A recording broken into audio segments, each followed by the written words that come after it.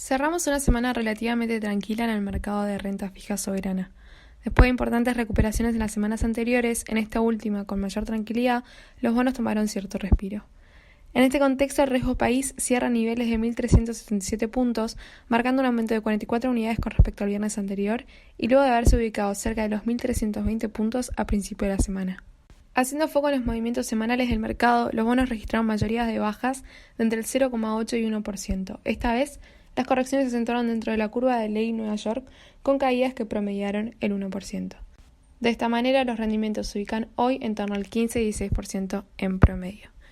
En esta coyuntura, el foco lo mantenemos en las novedades de la emisión del FMI que finaliza hoy, donde cualquier tipo de avance en las negociaciones que ayude a generar mayor visibilidad de la macro a futuro sería bien recibido por el mercado. Por otro lado, en cuanto a la deuda en pesos, el gobierno consiguió esta semana adjudicar casi 211.000 millones de pesos mediante 3 bonos, a tasa fija y SER. De esta forma, se logra financiamiento neto semanal por casi 40.000 millones de pesos. La mayor parte de la adjudicación corresponde al bono tasa fija de 2022, en unos 179.800 millones de pesos. Estos fondos provienen en su mayoría del rollover del sector bancario por el TN20, con vencimiento el próximo martes, la misma fecha que liquidan los nuevos títulos. El resto de lo adjudicado fue para los bonos SER TX21, con unos 24.450 millones de pesos, y el TX22, con unos 6.211 millones de pesos. Hacia adelante, el jueves de la semana próxima tendremos la última licitación del mes, donde el gobierno buscará cubrir los pagos del 30 de noviembre por casi unos 95.000 millones de pesos. De todos modos, la prueba de fuego estará en diciembre, un mes mucho más desafiante donde los vencimientos se aproximan a los 448.000 millones de pesos. Seguramente, el gobierno busca rolear sus obligaciones mediante emisiones SER, dólar link y a tasa fija. Por otro lado, la dinámica dentro del mercado de cambio se mantiene con una alta intervención oficial para sostener el ritmo de devaluación del tipo de cambio mayorista. El Banco Central había arrancado la semana con compras de 42 millones de dólares el lunes, para luego revertir la tendencia con ventas a un ritmo promedio diario de 37 millones en los últimos 4 días hábiles. De esta manera, cierra la semana con un saldo neto negativo de 100 millones de dólares y acumula un rojo de 154 millones en lo que va del mes. En este contexto, el dólar mayorista se ubica hoy en los 80 pesos con 36 centavos, sumando 63 centavos en la semana y acumulando una suba del 2,6% en lo que va de noviembre. Por otro lado, los dólares financieros mantuvieron una leve tendencia alcista que llevó la brecha cambiaria a niveles del 80 y 88%. En concreto, el dólar contado con liquidación y el dólar bolsa se ubican en 149,9 y 147 respectivamente, marcando una suba del 2,8% y 1,5% en lo que va del mes de noviembre. En el plano de la renta variable, después de un muy buen arranque de semana, el índice Merval recortó las subas y terminó cerrando la semana en los 51.492 puntos, con una suba del 3,2%, impulsada en parte por la suba del contado en los últimos días de la semana. Revisando un poco las subas de los ADRs, destacamos la fuerte suba de IRSA, que anotó una alza del 5% en la semana. La aparición de las distintas vacunas contra el coronavirus, más la venta de los 4 pisos de la Torre Boston y los distintos canjes de deuda de IRSA y Cresud, le dieron un golpe de optimismo a la acción que venía sumamente castigada.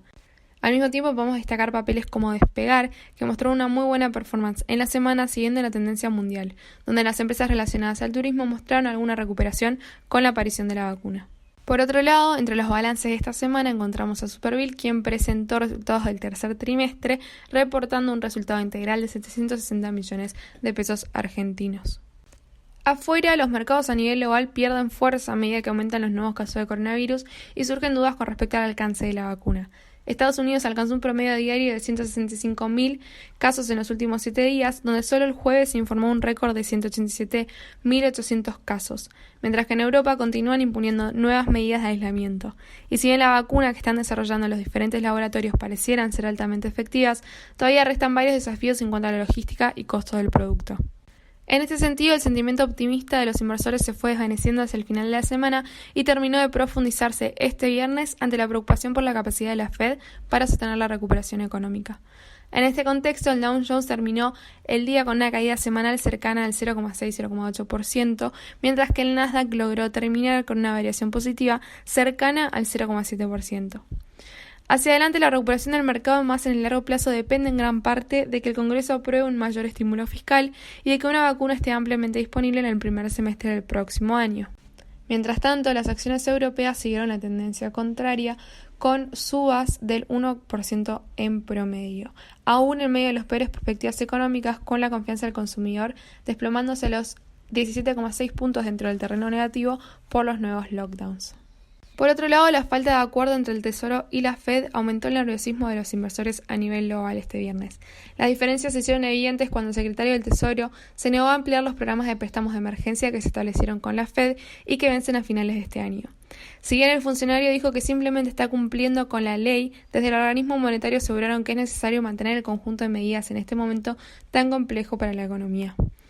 En este contexto, los rendimientos de los bonos de referencia arrojaron números mixtos. Los bonos norteamericanos a 10 años subieron 2,6 puntos básicos aproximadamente en la semana para ubicarse en torno al 0,84%. Para las principales monedas hubo una variación semanal mixta, con el dólar depreciándose 0,4%, mientras que el euro y la libra alcanzaron una apreciación del 0,2 y 0,5%. Dentro de las perspectivas a futuro, la semana que viene en lo local vamos a seguir atentos a las señales del gobierno con respecto al rumbo económico del país en cuanto a la consolidación fiscal y monetaria, siendo estos puntos esenciales para la formación de las expectativas del mercado hacia el final del año y de cara a las negociaciones con el FMI. En cuanto a datos económicos, contaremos con los números de actividad y de confianza del consumidor. Recordemos además que tendremos una semana corta con motivo del feriado nacional por el Día de la Soberanía Nacional, el lunes 23 de noviembre, en donde no habrá operaciones en el mercado local. De todas formas, recordad que se puede operar en los mercados del exterior que permanecen abiertos a través de PPI Global. En lo internacional, se estima que los mercados continúen moviéndose a la par de las noticias sobre el coronavirus. Los riesgos a la baja tienen que ver con los nuevos bloqueos y las medidas más estrictas que opacan, al menos en el corto plazo, las perspectivas optimistas de una vacuna. Al mismo tiempo, la semana que viene termina con el feriado de Acción de Gracias en Estados Unidos, donde los mercados de acciones y bonos estarán cerrados. Por otro lado, tendremos también el Black Friday, un día clave para entender la dinámica del gasto del consumidor en medio de la pandemia. En cuanto al calendario económico, contamos con los PMI preliminares el lunes y una serie de datos económicos el miércoles, los pedidos de bienes de duraderos, la segunda lectura del PBI del tercer trimestre y el gasto personal. En Europa, por su parte, seguimos de cerca las conversaciones entre el Reino Unido y la Unión Europea por un acuerdo comercial post-Brexit, aunque se estima podrán extenderse hasta diciembre, y a su vez seguimos de cerca las negociaciones del Fondo de Recuperación de la Unión Europea.